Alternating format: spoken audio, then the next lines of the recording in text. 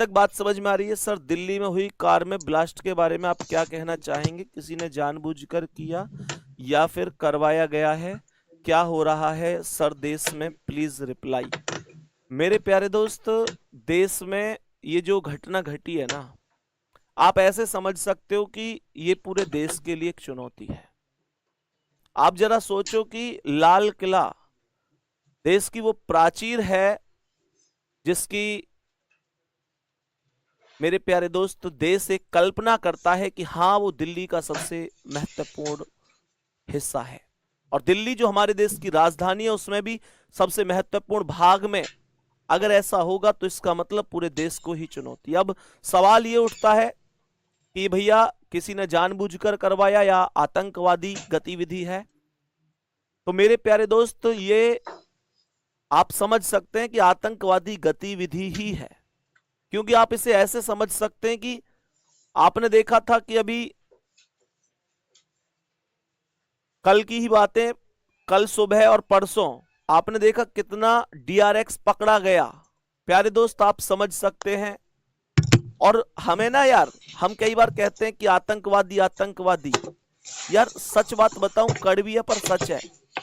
हमारे कुछ अपने ना, हमारे कुछ अपने जो हमारे ही देश में रहकर हमारे ही देश को खोखला कर रहे हैं, ऐसे बहुत लोग हैं। हमारे घर में भी इस समय ये मान लो कि सांप पले हुए हैं, इस बात को समझो। और हम बाहर वालों से ठीक है जो भी है, लेकिन हमारे देश में ही ऐसे बहुत लोग हैं जो हमेशा भारत माता को नुकसान पहुंचाने की बात करते हैं। अब कोई कहता है आतंकवाद है, कोई कहता है राजनीति है।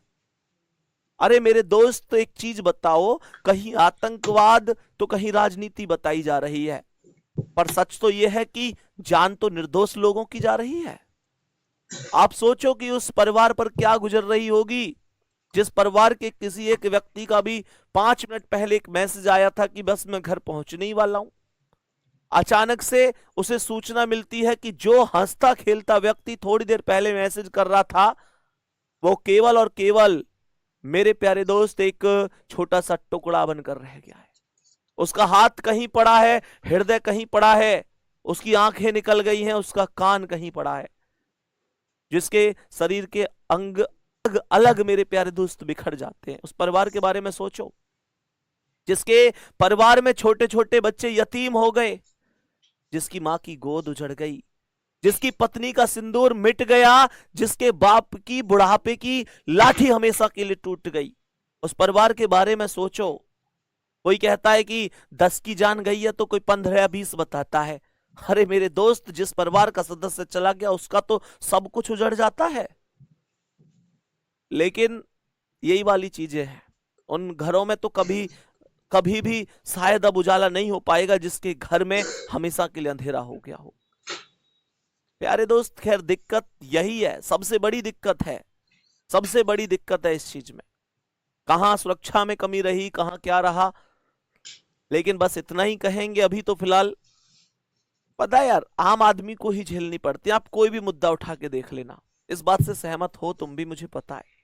आप कहीं का कोई भी मुद्दा उठा के देख लो, आम आदमी को, इस देश के निर्दोष लोगों को, जिनकी कोई गलती नहीं है, जिनका कोई कसूर नहीं है, उनको ही सब कुछ झेलना पड़ता है। इस देश में यही चीजें होती है। मतलब इस देश में ना यही चीज होती है कि जब भी कोई ऐसा संकट आता है वो निर्दोष लोगों को ही झेलना पड़ता है। भगवान से बस यही प्रार्थना करेंगे कि उनकी आत्मा को अपने श्री चरणों में स्थान दें, और उनके परिवार पर जो कुछ गुजरी है, मेरे प्यारे दोस्त, उनके परिवार पर जो कुछ भी गुजरी है उसे झेलने की, उसके दुख को सहने की शक्ति उनके परिवार को दें। आगे बढ़े एक बार।